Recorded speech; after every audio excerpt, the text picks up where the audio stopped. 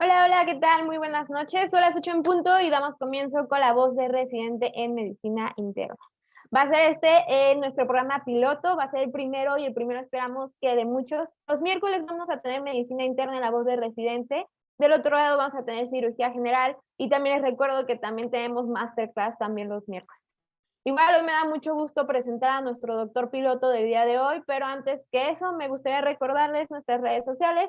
Nos encuentran en Facebook y en Instagram como La Voz de Residente y en Facebook como Medical Legal Center. Igual les recuerdo que si se pierden algún pedacito de esta plática, nos pueden encontrar en YouTube como Medical Legal Center y ahí podrán encontrar toda la plática completa por parte del doctor Raúl Pérez. Ahora sí, les comento un poquito sobre la dinámica. Si es la primera vez que están con nosotros, les voy a comentar esto de qué se trata. Más que nada es un espacio de intercambio, de conocimiento y de aprendizajes para convertirnos en mejores profesionales del área de la salud. Así que es un espacio en donde podemos aprender, enseñar y comprender un poquito más. Ahora, tenemos un doctor invitado que en este caso es el doctor Raúl. Él va a tener una exposición de alrededor de 25 a 30 minutos. Una vez terminada esta exposición, nuestro doctor mentor que estaré presentando un poquito más adelante podrá hacer algún tipo de comentario o podrá hacer algún tipo de complemento, incluso consejos sobre la exposición de nuestro residente del día de hoy. Una vez terminando esa pequeña parte, podemos pasar a una pequeña sección de preguntas y respuestas si es que la hay. El objetivo es tener un poquito de plática con el público que nos está viendo, porque estamos transmitiendo por Zoom y al mismo tiempo estamos en Facebook por Yo Soy Médico 17 en vivo. Así que si gustan hacer algún tipo de comentario, de felicitaciones o de preguntas, pueden hacerlo directamente y yo puedo leerlos a los doctores para que cualquiera de los dos pueda contestar. Una vez terminando esa sección, vamos a pasar a la parte de conclusiones. Las conclusiones nos las van a dar ambos doctores. Ahora, sin más que decir, les presento a quien realmente viene a escuchar esta noche, que es el doctor Raúl Eduardo Pérez Meléndez, R2 de Medicina Interna, egresado de la Universidad Autónoma de la Ciudad de Juárez, médico pasante de Servicio Social en Investigación en el INER y actualmente está en el Instituto Nacional de Ciencias Médicas Salvador Subirán. Doctor Raúl, buenas noches, ¿sí me escucha bien? Buenas noches, sí, se escucha perfecto.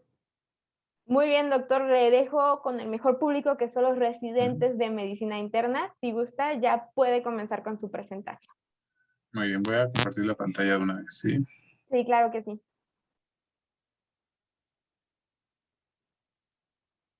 Muy bien, ¿se ve bien ahí? Muy bien, doctor, se ve excelente. Perfecto, entonces hoy vamos a ver el tema de las disnatremias o trastornos del sodio. Muchas gracias por la presentación. Pues una vez más, yo soy Raúl Pérez, soy residente de segundo año en Medicina Interna del Instituto Nacional de Ciencias Médicas y Nutrición Salvador Subirán. Y pues vamos a ver este tema porque no solo es algo importante para los médicos internistas, sino es algo para lo que todos nos vamos a poder enfrentar tanto en un hospital como en un campo clínico privado. Entonces, como una introducción, el sodio es el principal catión extracelular en los humanos y representa aproximadamente el 88% de la osmolaridad del líquido extracelular, y estos trastornos de este electrolito son las alteraciones hidroelectrolíticas más frecuentes. La concentración plasmática de sodio se basa en tanto el sodio como el potasio intercambiable y su relación directa con el agua corporal total. Y el balance del mismo se basa en la ingesta de este, en la eliminación de este por vía renal o por vía extraintestinal, y en un balance interno que se basa en la acumulación de este catión en diferentes tejidos como son el hueso, el cartílago y la piel, llevándonos a un balance interno del sodio en el caso de que existan algunas alteraciones leves o sencillas. Ahora, las alteraciones de este electrolito no se basan principalmente en el aumento o la disminución de la concentración de este, sino en un aumento o la disminución del agua corporal total. Por lo tanto, un aumento del agua va a generar una hiponatremia, mientras que una disminución de la misma va a generar una hipernatremia. Por lo tanto, esto se debe considerar de forma inicial como una alteración en el balance de agua, de que está directamente controlado por el eje hipotalámico pituitario renal, y que la falla de estos mecanismos es común en los pacientes hospitalizados. Ahora, como conceptos básicos, debemos de tener varias definiciones, una de las cuales es el osmol. Esta es la unidad estándar de presión osmótica basada en la concentración de un ion en una solución y se basa de acuerdo a su permeabilidad de membrana como efectivo o inefectivo, siendo efectivos estos que no son capaces de cruzar dicha membrana semipermeable. La osmolaridad se basa en la concentración de una solución expresada en osmoles por litro de agua plasmática, y pues casi todos nosotros conocemos la fórmula, para el cálculo de este término, mientras que la osmolaridad se refiere al mismo término y el mismo valor numérico. Sin embargo, este solo cambia en sus unidades, expresado en osmoles por kilogramo de agua plasmática. En cuanto a la tonicidad, esta se basa en la concentración de osmoles efectivos, que como ya vimos son aquellos que no cruzan las membranas libremente y generalmente se mantiene constante por dentro y por fuera de las membranas plasmáticas por el libre paso de agua. En cuanto al cálculo de esto, es básicamente la misma fórmula que para la osmolaridad, solo se elimina la participación del BUN, debido a que este sí es capaz de cruzar algunas membranas. Ahora, ¿de qué nos sirve conocer la tonicidad o osmolaridad efectiva? Su valor normal es entre los 280 a 295 milisimoles por kilo, y pues una alteración de esta tonicidad lleva a efectos como son el control de la sed y la liberación de la hormona antidiurética vasopresina, y el contexto de una disnatremia nos permite la identificación de la causa de la misma y prevención o que pueda causar algunas complicaciones. Por lo tanto, una hipernatremia generalmente se clasifican todas estas como hipertónicas, mientras que una hiponatremia puede ser clasificada como hipertónica, isotónica o hipotónica, como veremos más adelante. Ahora, una alteración en la osmolaridad plasmática, como puede ser un aumento, nos va a llevar a una activación de osmoreceptores que va a generar dos mecanismos de compensación. Uno es un aumento en la secreción de ADH o vasopresina, que nos va a llevar a una activación del receptor de vasopresina, y un aumento en la reabsorción de agua renal, que por su parte va a llevar a una disminución de la osmolaridad plasmática. Y el otro factor compensatorio va a ser la activación del mecanismo de la sed, que nos va a llevar al aumento del consumo de agua y por lo tanto a una igualmente disminución de la osmolaridad plasmática. Además, existen otros mecanismos que nos pueden ayudar a compensar o a liberar de forma no osmótica la hormona antidiurética, como son alteraciones en el volumen arterial efectivo. Esto se ha visto que un aumento una disminución del volumen arterial efectivo de igual manera va a aumentar la liberación de hormona antidiurética para generar un aumento en la absorción de agua, y de esta forma mantener este volumen arterial para mantener la perfusión. Entonces, una hiponatremia de forma general nos va a generar una inhibición de la sed y un aumento de la aquaresis, mientras que una hipernatremia nos va a estimular la sed e inhibir la aquaresis. Con estos mecanismos intactos, generalmente no ocurren alteraciones del balance de agua y sodio y se requiere de un insulto adicional. Ahora, en cuanto al mecanismo de acción de la vasopresina, este va a activar a los receptores B2 de las células principales renales, que va a generar una activación de la CAMP, con un aumento en la fosforilación de las ocaporinas 2 y su unión a la membrana luminal para su posterior aumento en la resolución de agua hacia el espacio intersticial. Ahora, en cuanto entrando de lleno a las hiponatremias, esta se define como un sodio plasmático por abajo de los 135 miliequivalentes por litro y se refiere al trastorno hidroelectrolítico más frecuente. Afecta del 4 al 7% de la población general, hasta del 15 al 38% de los pacientes hospitalizados, y del 2 al 10% son hiponatremias severas. Esto, como ya vimos, refleja un trastorno en el balance de agua corporal total y es un predictor de mortalidad en la población general. Sin embargo, aún no se tiene claro si esto de forma directa es un predictor de mal pronóstico o solamente representa un reflejo de una enfermedad severa subyacente. Sin embargo, la presencia de una hiponatremia se ha visto asociada a un aumento en algunos desenlaces, como son la morbilidad, el riesgo de osteoporosis, el tiempo de hospitalización, el riesgo de caídas y de complicaciones operatorias. Como ya vimos, una disminución en el sodio plasmático se basa en una disminución del sodio total intercambiable, o más frecuentemente en un aumento del agua corporal. Esto puede ser causado por una ingesta excesiva de agua o una disminución de la aquaresis. Ahora, la clasificación de la hiponatremia debe hacerse de acuerdo a diferentes parámetros. De forma inicial, de acuerdo a su sintomatología, esto se basa en la velocidad de la instauración de la disnatremia y no tanto en la severidad de la misma. Se clasifican como síntomas severos aquellos pacientes que presentan estupor, coma, convulsiones, desorientación, focalización u obnubilación; como síntomas moderados aquellos pacientes que tienen náusea, cefalea, confusión, irritabilidad o vómito; o como hiponatremias leves. Estas generalmente se consideran asintomáticas, sin embargo se ha descrito que se asocian a un aumento en el riesgo de caídas, de inestabilidad, a déficit de atención, fracturas, osteoporosis a largo plazo y a deterioro cognitivo. Ahora, de acuerdo a su evolución, se utiliza un punto de corte de 48 horas para clasificarse como crónicas o agudas. Esto se basa en una capacidad que tiene el cerebro de compensación a los cambios osmolares plasmáticos. Dentro de las primeras 6 a 12 horas existe una compensación que es solamente iónica, con una pérdida de sodio, potasio o cloro de las células cerebrales para limitar la generación de edema cerebral. Y mientras que en 28 a 48 horas existe una pérdida de los molitos orgánicos como la taurina para generar esta misma compensación sin los mecanismos, sin los efectos citotóxicos que puede causar la pérdida de electrolitos de las intracelulares. El control osmolar intracelular es mediado por los astrocitos. Sin embargo, la pérdida de osmolitos, como puede ser la glutamina, puede contribuir a los síntomas debido a que este es un neurotransmisor excitatorio y puede disminuir el umbral para las convulsiones. Ahora, sin embargo, es importante recalcar que todas las hiponatremias de tiempo de evolución desconocido deben tratarse como crónicas, excepto en la presencia de síntomas severos. Ahora, en cuanto al sodio sérico, se clasifica como leve aquellos pacientes que tengan una concentración de 130 a 135, como moderada aquellos que tengan entre 125 y 129, y como severa aquellos por abajo de los 125 miliequivalentes por litro. Ahora, de acuerdo a la tonicidad, de forma general se debe de clasificar como hipotónica o no hipotónica, los cuales desarrollaremos más adelante, y de acuerdo al estado de volumen. Esto es vital para el diagnóstico etiológico en las hiponatremias hipotónicas y se debe clasificar como hipo, hiper o euvolémico. Ahora, en cuanto a la evolución del estado de volumen, tenemos que tomar en cuenta varios factores como son la turgencia cutánea, las mucosas, la presencia de y de la frecuencia de pulso, como hemos sido pues han enseñado a hacer esto desde el pregrado. Sin embargo, existen varios estudios que intentan evaluar qué tan eficaz es hacer esta evaluación, como son estos dos. Se ha descrito una sensibilidad del 50 al 80% y una especificidad del 30 al 50%.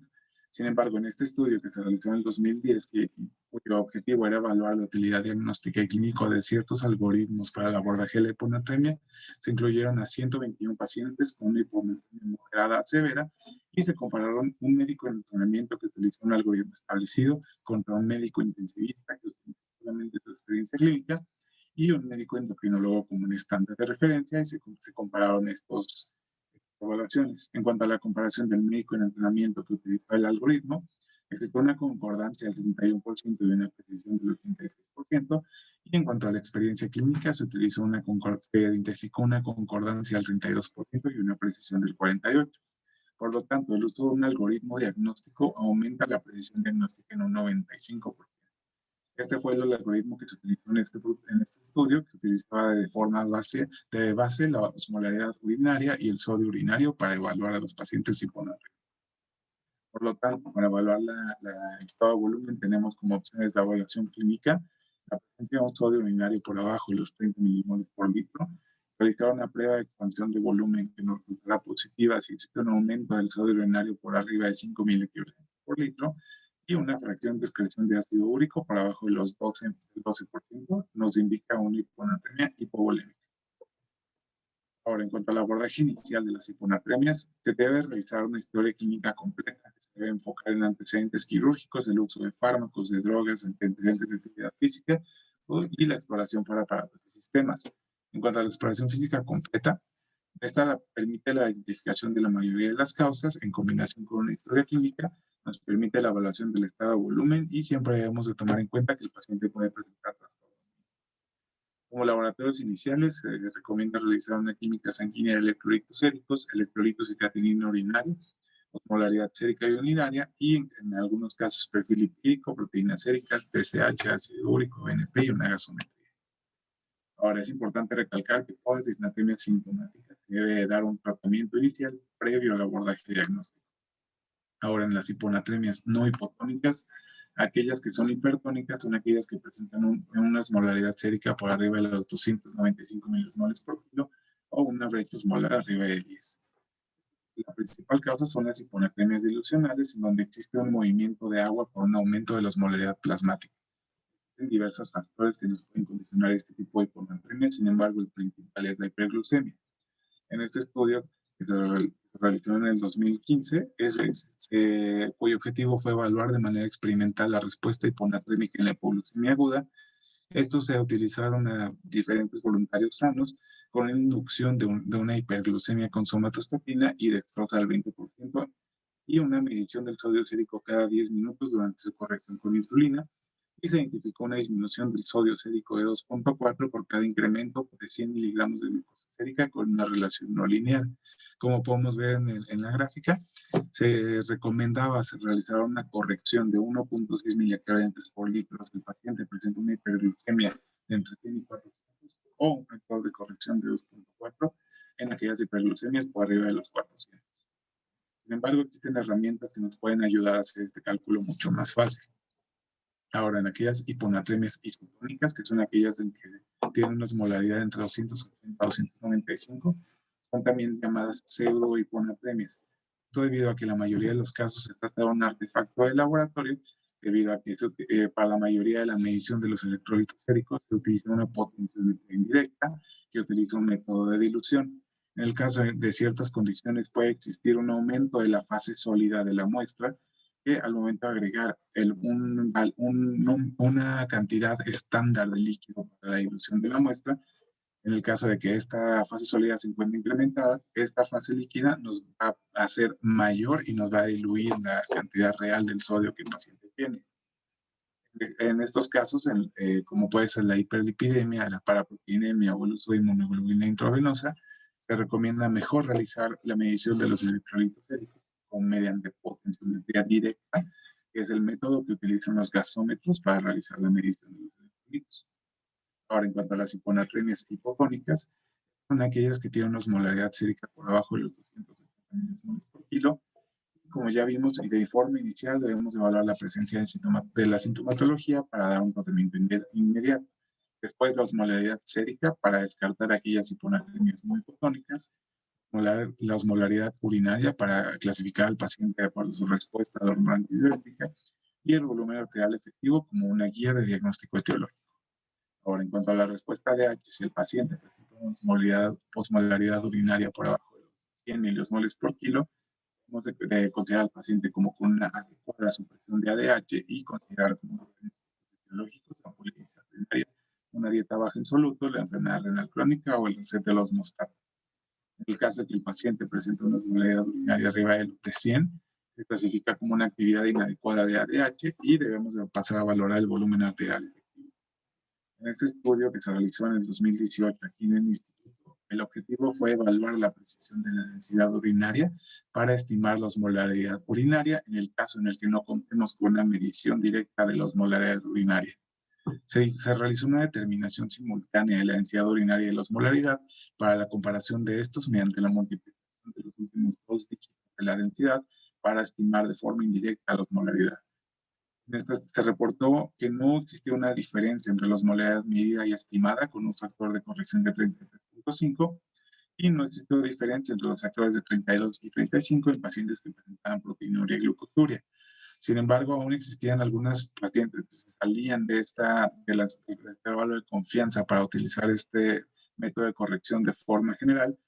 Sin embargo, se recomendaba un factor de corrección de 35 para las muestras categorizadas como limpias y un factor de corrección de 32 para aquellos pacientes con una muestra que presentara proteinuria y glucosuria.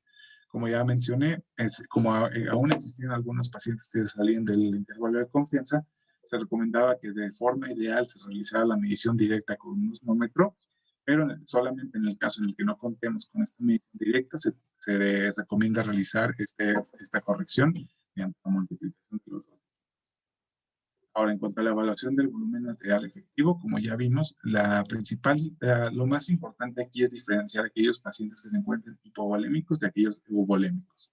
Esto debido a la baja sensibilidad que existe en la evaluación clínica.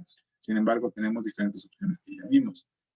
Ahora, en el caso de una hiponatremia hipotónica hipovolémica, aquí como mecanismo de acción existe una hipoperfusión como un estímulo no osmótico de la liberación de ADH, por lo que debemos de pasar a evaluar el sodio urinario.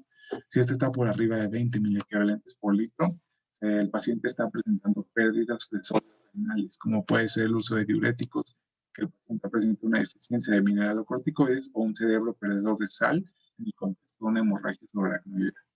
Ahora, si el paciente tiene un sodio urinario por abajo de 20, se debe considerar que el paciente pueda tener pérdidas extrarrenales de acuerdo a nuestra historia clínica, si el paciente tiene antecedente de vómito, diarrea o pérdidas a tercer espacio, como es en pancreatitis quemaduras. Ahora, en el contexto de una hiponatremia hipotónica hipervolémica, esta de igual manera se basa en una disminución del volumen arterial efectivo que provoca la liberación osmótica de ADH. Existen enfermedades clásicas que se asocian a esto, como puede ser la cirrosis hepática, la insuficiencia cardíaca y el síndrome nefrótico debido a la pérdida de volumen hacia un tercer espacio. En estas enfermedades, la presencia de hiponatremia es un importante predictor de mortalidad. Sin embargo, no debemos de casarnos con que estos pacientes presentan una hiponatremia solamente por su enfermedad de base, debido a que todos los pacientes siempre pueden presentar trastornos mixtos. Ahora, en el contexto de una hiponatremia euvolémica, pasamos nuevamente a medir la osmolaridad urinaria o calcularla. Si está por abajo de 100, se le considera al paciente nuevamente como una adecuada supresión de ADH y nuevamente debemos de considerar como etiologías la primaria o la dieta baja en solutos. Si el paciente presenta una osmolaridad urinaria arriba de 100, debemos de considerar una actividad inadecuada de ADH, el principal etiología siendo el síndrome de antidiuresis inapropiada, pero siempre debemos descartar la presencia de un hipotiroidismo o de insuficiencia renal. Ahora, enfocándonos específicamente en el síndrome de antidiuresis inapropiada, previamente conocido como síndrome de secreción inapropiada de hormona antidiurética, es la principal causa de hiponatremia en los pacientes hospitalizados, pero siempre debe ser un diagnóstico de exclusión. Esto se basa en una expansión de volumen extracelular que incrementa la excreción renal de sodio a pesar de la hiponatremia, y esto limita una hipervolemia, pero promueve la hiponatremia. Por eso estos pacientes se encuentran euvolémicos. Existen un gran número de causas que se asocian a esta síndrome. Sin embargo, todos aquellos cánceres pueden presentar la síndrome de antidiuresis inapropiada, así como cosas tan frecuentes como son las neumonías bacterianas o virales, o cosas tan sencillas como puede ser náusea, dolor o estrés, de igual manera lo pueden generar. Ahora, existen diferentes criterios en los que pueden llevarnos a confirmar este síndrome después de un adecuado diagnóstico de exclusión, como pueden ser los que ven en pantalla, y se han estado intentando validar algunos biomarcadores para el diagnóstico de estos, como pueden ser la cofeptina, la apelina y el MR-ProANP, que son medidores indirectos de la actividad de la hormona antidiurética. Sin embargo, ninguno de estos se encuentra validado para su diagnóstico. Ahora, en cuanto al tratamiento, una hiponatremia sintomática se asocia a una disminución en menos de 24 horas o un sodio sérico por abajo de 120 miliequivalentes por litro de forma clásica. ¿Cuál es el riesgo? Que en el contexto de una hiponatremia de inicio agudo va a haber una disminución muy rápida de la concentración de sodio plasmático, que puede generar un paso del agua hacia las células cerebrales y condicionar edema cerebral. Además de que pueda generar lesiones neurológicas irreversibles, paro cardiorrespiratorio o herniación cerebral, por lo que se debe de indicar hacer un aumento rápido en la concentración de sodio sérico. ¿Cómo logramos esto? Mediante la infusión de solución salina hipertónica al 3%. Existen diferentes formas de preparar esta solución, como son las que ven en pantalla, mediante el uso de las soluciones de 7.7%, y existen diferentes formas de utilizarla, como son mediante bolos de 100 a 150 mililitros cada 10 minutos, o una infusión continua de 0.5 a 2 mililitros por kilo de esta solución. Ahora, independientemente del método que deseamos utilizar para hacer esta corrección, se debe realizar un monitoreo del sodio sérico cada 20 minutos con una meta de la resolución de la sintomatología o de la elevación del sodio sérico en 4 a 6 miliequivalentes por litro. En caso de que la sintomatología persista, se recomienda continuar la infusión hasta que ocurra uno de los siguientes escenarios, que son la resolución de los síntomas, un aumento de hasta 10 miliequivalentes por litro, o que el paciente presenta un sodio sérico por arriba de los 130, por lo que se deben descartar otras causas de deterioro neurológico. En este estudio que se realizó en el 2020, que es el estudio SALSA, se comparó el riesgo de sobrecorrección en el uso de bolos rápidos intermitentes contra infusión de solución salina hipertónica. Como podemos ver en la gráfica, no existió una diferencia significativa en ninguno de los dos mecanismos de corrección, siendo la línea amarilla el uso de infusión continua y la línea azul el uso de bolos.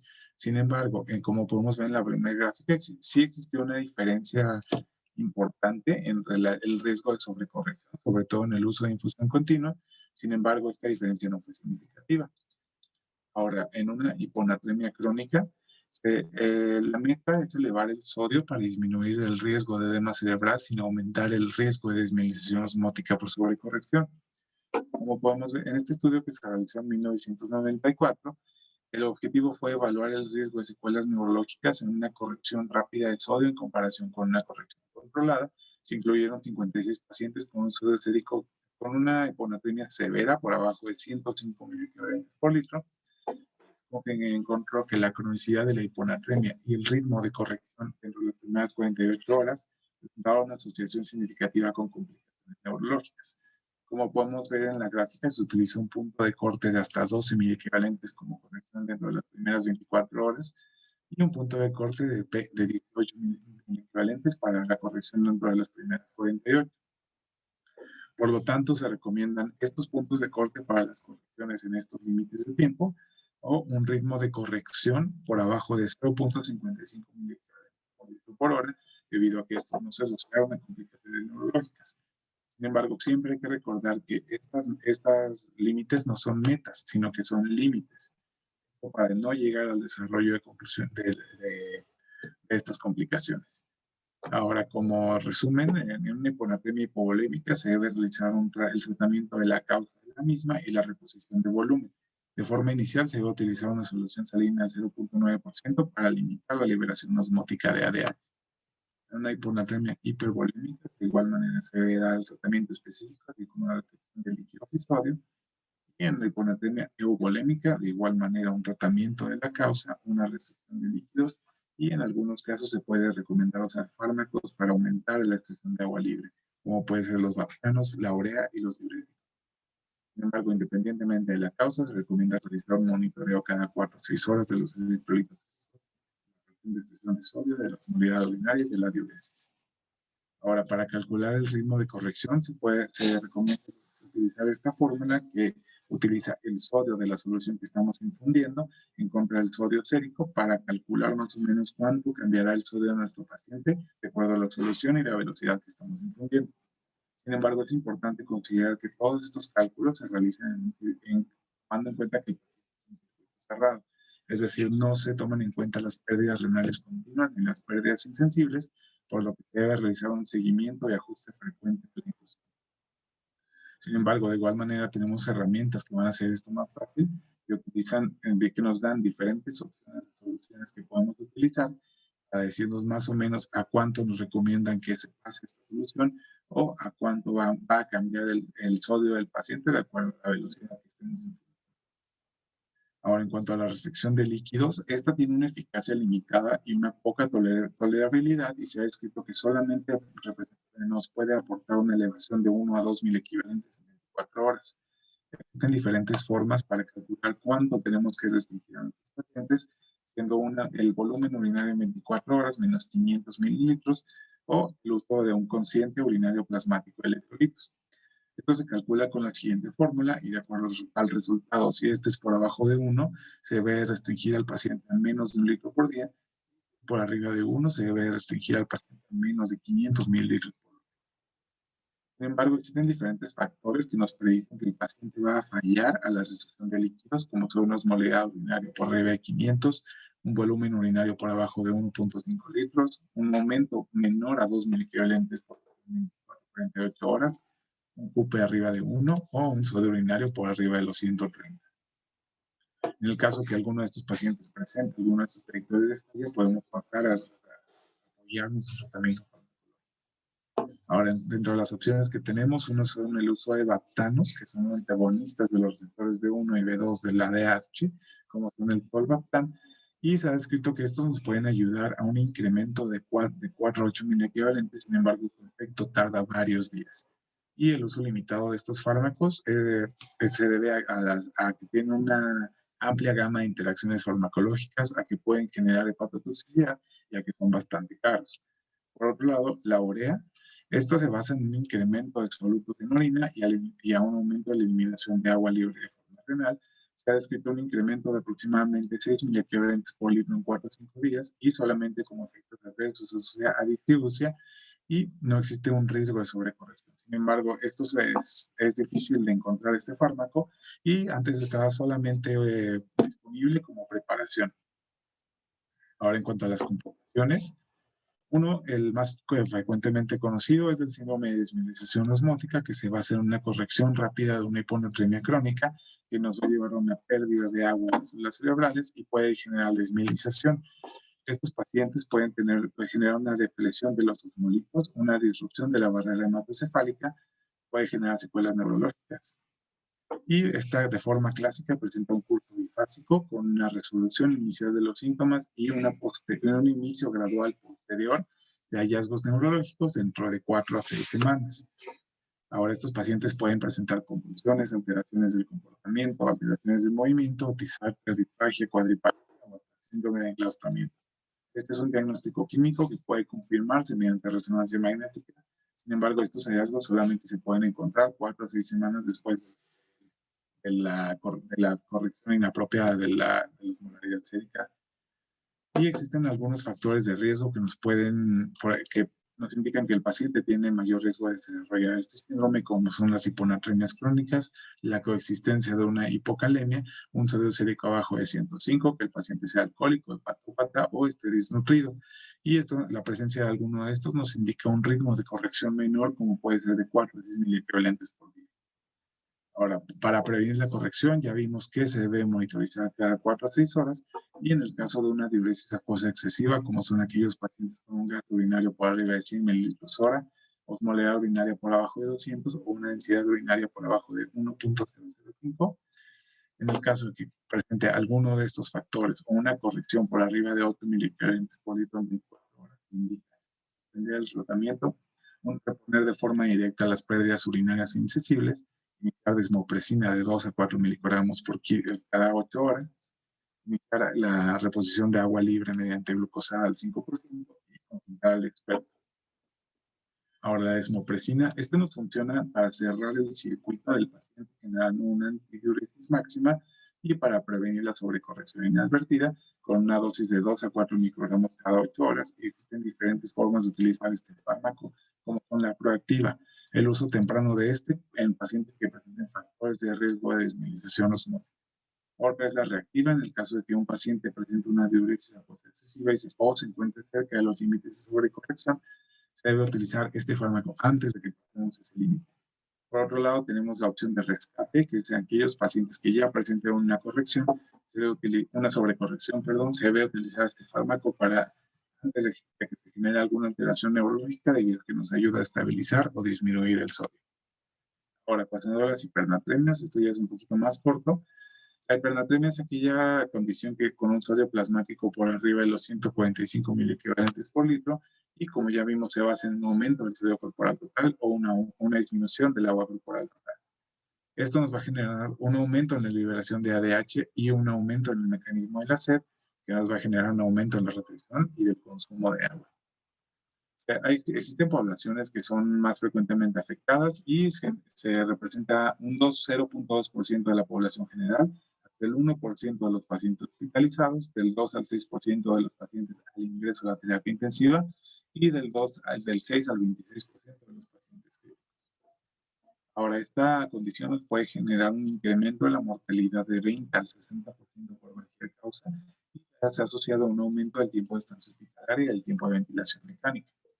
Ahora, esto puede ser generado por diferentes causas, como son las pérdidas gastrointestinales, el uso de diuréticos, la diuresis osmótica, diabetes insípida, un consumo excesivo de sal o el uso de soluciones hipertónicas de forma iatrogénica. Sin embargo, estas generalmente se tienen que asociar a una alteración en el acceso o ingesta de agua, por lo que algunos pacientes se encuentran en mayor riesgo, como son los pacientes pediátricos, los pacientes de la tercera edad o los pacientes en estado crítico. Ahora, la sintomatología se basa en un aumento de la osmolaridad sérica que nos va a generar una deshidratación aguda de las células cerebrales. Sin embargo, como ya vimos, existe una compensación osmolar que se puede basar en el aumento de la generación de osmolitos intracelulares para compensar esta pérdida de líquido intracelular. Y pues, los pacientes pueden presentar taquipnea, debilidad muscular, letargo, anorexia, náusea y vómito, insomnio o coma. Y en algunos casos de un aumento rápido de la osmolaridad sérica nos puede generar un riesgo de sangrado intracraneal y de convulsiones debido a la disminución súbita del volumen cerebral que genera cambios en la presión intracraneal. Ahora, de igual manera, debemos clasificar las hipernatremias de acuerdo al nivel de sodio sérico como leve en aquellos pacientes que presenten una concentración de entre 146 y 150, moderada entre 151 a 160 o como severa por arriba de los 160. De acuerdo a evolución, de igual manera utilizando un punto de corte de 48 horas y de acuerdo a su estado o volumen, de igual manera que las hiponatremias. Ahora, para su abordaje diagnóstico, de forma inicial debemos realizar historia clínica y exploración física de todos los pacientes. Y en el caso de una etiología evidente o de una hipernatremia sintomática, debemos hacer un tratamiento específico o inmediato. Ahora, como abordaje diagnóstico, debemos clasificar al paciente de acuerdo a su estado o volumen. Es menos común que los pacientes se encuentren hipervolémicos hasta en el 8% de los casos y esto como etiología principal se basa en la administración de líquidos hipertónicos o de sodio. Sin embargo, debemos considerar como probable etiología el hiperaldosteronismo. En los pacientes hipovolémicos es la mayor parte de los casos, representando el 51% de los mismos. Se debe medir la osmolaridad urinaria y considerar como etiología la diabetes insípida, las pérdidas insensibles o la hipodipsia. En los pacientes hipovolémicos, que representan el 41% de los casos, debemos de medir la osmolaridad y el sodio urinario y clasificar al paciente como pérdidas renales o extrarrenales. Ahora, en cuanto a la osmolaridad y al sodio urinario, si el paciente presenta una osmolaridad urinaria por abajo de 300, debemos de considerar al paciente con una probable diabetes insípida y como prueba diagnóstica específica podemos realizar la prueba con desmopresina. Ahora, si el paciente presenta una osmolaridad entre 300 y 800 o un sodio urinario por arriba de 20, podemos considerar como etiología la diabetes insípida parcial, la diuresis osmótica o el uso de diuréticos. Y con osmolaridad arriba de 800 o un sodio urinario abajo de 20, podemos considerar las pérdidas extrarrenales, las pérdidas insensibles, la hipodipsia o la sobrecarga salina. Ahora, como tratamiento de las hipernatremias, se debe realizar de forma inicial una corrección de la causa, pero la mayor parte de las recomendaciones en esta condición se basan en opiniones de expertos debido a que hay muy pocos ensayos clínicos basados en hipernatremias. En una hipernatremia aguda se recomienda una corrección dentro de las primeras 24 horas con un ritmo de 0.5 a 1 miligramos por litro por hora y la meta es la normalización de los niveles del sólido. Si la hipernatremia es crónica, se recomienda una corrección más allá de las 48 horas a un ritmo menor a 0.5 miliequivalentes por litro por hora, con un máximo de 10 a 12 miliequivalentes por litro por día. Para el contexto de una hipernatremia de desarrollo agudo, podemos presentar de igual manera el riesgo para desmielización osmótica debido a la pérdida de volumen cerebral. Esto se puede condicionar a una hipernatremia aguda o sintomática y se debe realizar una reposición inmediata de agua libre con una meta de corrección de una disminución de 1 miliequivalente por litro por hora en las primeras 6 horas. Y en una hiponatremia crónica, si se presenta una corrección rápida, nos puede generar edema cerebral debido a la disminución súbita de la osmolaridad plasmática. Como factor de riesgo se presentan en mujeres jóvenes, en pacientes con antecedentes de enfermedad neurológica o de edema cerebral por alguna otra causa. Sin embargo, esta es una entidad muy poco frecuente. En este estudio que se realizó en 2019, se comparó una corrección rápida del sodio versus una corrección lenta. Sin embargo, no se encontraron ninguna diferencia significativa en la mortalidad a 30 días, intrahospitalaria como extrahospitalaria, y no existe ningún caso de edema cerebral, convulsiones o una alteración en el estado de conciencia que atribuyera a una corrección rápida de la hipernatremia. Que es muy poco frecuente que los pacientes si se corrige rápidamente una hipernatremia presenten alguna complicación neurológica. Para realizar la corrección se recomienda calcular el déficit de agua libre, que es el agua necesaria para disminuir el sodio sérico a 140 miliequivalentes por litro, y se basa en la fórmula que les presento aquí en pantalla. Sin embargo, de igual manera contamos con herramientas que nos facilitan este cálculo. Sin embargo, de igual manera tenemos que considerar que el cálculo se realiza en un sistema cerrado que no toma en cuenta las pérdidas continuas, y estos se van de cuantificar y de reponer. Y se debe de igual manera monitorizar el sodio sérico cada 4 o 6 horas con la finalidad de evitar una sobrecorrección. Y de igual manera podemos utilizar la misma fórmula que les presenté previamente para calcular el ritmo de corrección de acuerdo al sodio, de la concentración de sodio de la solución que estemos infundiendo. pero en el caso de, pues, la misma fórmula que se utiliza para la corrección. Sin embargo, si nosotros le damos a esta calculadora un sodio por arriba de la normalidad, nos ofrece diferentes opciones de soluciones hipotónicas para calcular el ritmo de corrección. En forma de resumen, en una hipernatremia hipovolémica se debe reponer el volumen perdido con una solución salina al 0.9% y calcular el déficit de agua libre. En una hipernatremia euvolémica se debe hacer la corrección del déficit de agua libre y una reposición de las pérdidas continuas. Y en una hipernatremia hipervolémica se recomienda utilizar los diuréticos de ASA para corregir este volumen y posteriormente corregir el déficit de agua libre. Sin embargo, independientemente de la causa, independientemente del caso, en todos los pacientes se prefiere la vía enteral como aporte de agua libre para realizar esta corrección. Ahora, ya como conclusiones, les presento este algoritmo para que lo revisen posteriormente en la grabación de la clase, si ustedes gustan, donde se hace un resumen de la clase en cuanto a las hiponatremias. Y de igual manera, aquí tenemos otro algoritmo que nos puede facilitar, que nos resume de forma bastante concisa la clase para el manejo de las hipernatremias. Y pues como conclusiones, las disnatremias son los desequilibrios hidroelectrolíticos más frecuentes que tienen un impacto importante en la morbimortalidad, independientemente de la causa de la severidad. La causa de las disnatremias es fácilmente identificable si se realiza un abordaje diagnóstico ordenado y sistematizado. Todas las disnatremias sintomáticas deben de tratarse inmediatamente, independientemente de su causa y de su tiempo de evolución, y debe de tratarse la causa de cada una de las disnatremias y ofrecer un tratamiento individualizado que no confiera un riesgo mayor para los pacientes. Muchas gracias por su atención. Muchas gracias, doctor. ¿Sería tan amable de dejar de compartir pantalla, por favor? Sí, claro.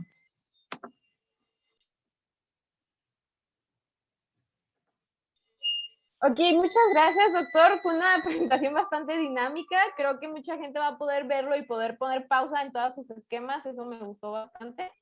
Entonces, ahorita vamos a pasar a presentar a nuestro doctor mentor para que haga un poquito de comentarios sobre el tema, pero permítame leer un poquito sobre su currículum porque es un currículum un poquito largo, ¿sale? Es el doctor Marco Antonio García Méndez, médico especialista en medicina interna, egresado de la Universidad Autónoma del Estado de Hidalgo.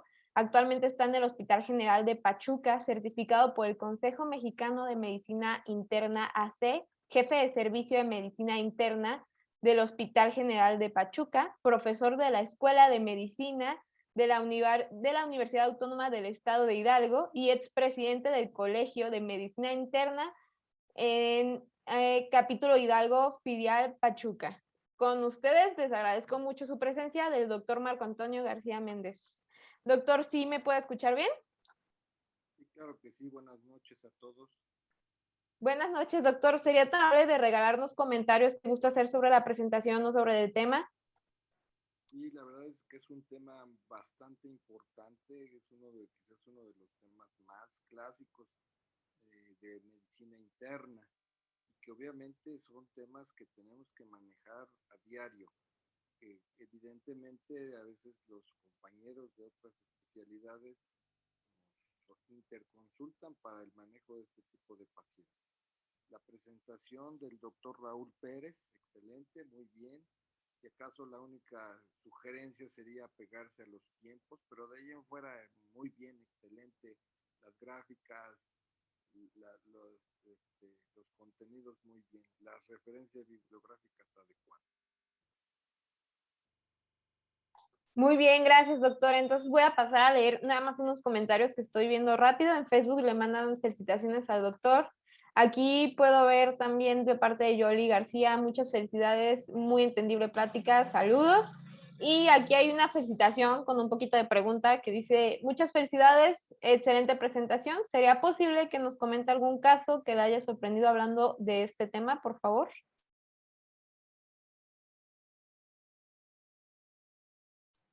Doctor, puede contestar el doctor que guste. Oye, pues si gustan, les puedo comentar uno que tuvimos hace poco. Justo teníamos un paciente que está ingresado por una hiponatremia severa.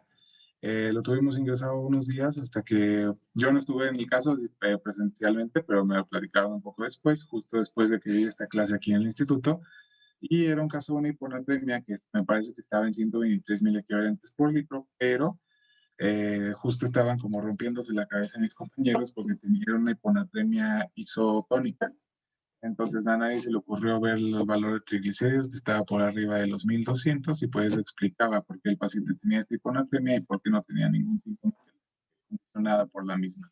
Entonces en realidad no había nada que hacer más que corregir esta hipertrigliceridemia, que de hecho era bastante evidente en el tubo de sangre, que sí estaba hiperlipidémico, estaba casi blanco. Entonces pues básicamente una hiponatremia, pseudo hiponatremia que pudo no haber ingresado a hospitalización. Muy bien, gracias, doctor. Entonces, ahorita son los únicos comentarios que tengo. Entonces, les recuerdo que también estamos en Facebook por Yo Soy Médico 17. Me gustaría pasar ahorita ya a las conclusiones. Ya es hora de terminar la sesión o la clase de hoy, si queremos verla de esa manera. Doctor Marco Antonio, ¿me puede regalar sus conclusiones del tema, por favor? Sí, considero que es uno de los temas más importantes que debe de manejar el internista. Sus causas, su etiología es multifactorial y a veces, como dice el doctor Raúl Pérez, se empieza uno a quebrar la cabeza pensando en múltiples opciones. Muy interesante el tema y básico incluso para desde lo que es el médico interno de pregrado. Muy bien, gracias, doctor. Doctor Raúl, ¿me regala su conclusión, por favor?